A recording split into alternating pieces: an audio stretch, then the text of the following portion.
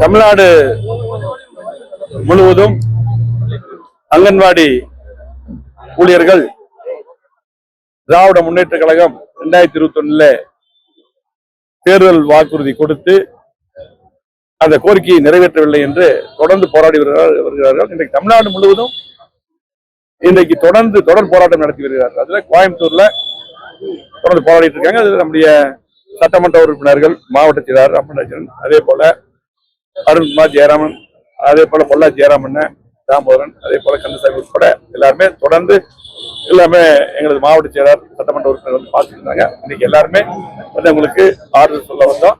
அது மட்டுமல்ல, வருகின்ற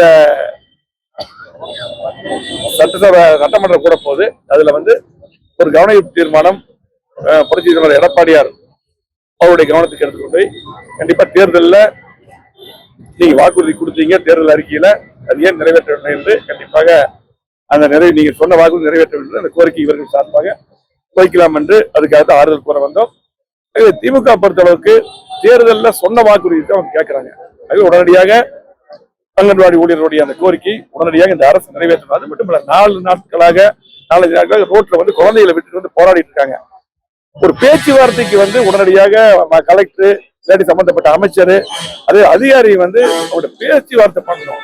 பேச்சுவார்த்தை பண்ணாம இன்னைக்கு ரோட்ல போராடி இருக்கிறவங்கள கண்டுக்காம விடுறது ஒரு நியாயம் இல்லாத செயல். உடனடியாக அவர் இன்றைக்கே பேச்சுவார்த்தை கூப்பிட்டு அவருடைய கோரிக்கை நிறைவேற்ற வேண்டும். அதிமுக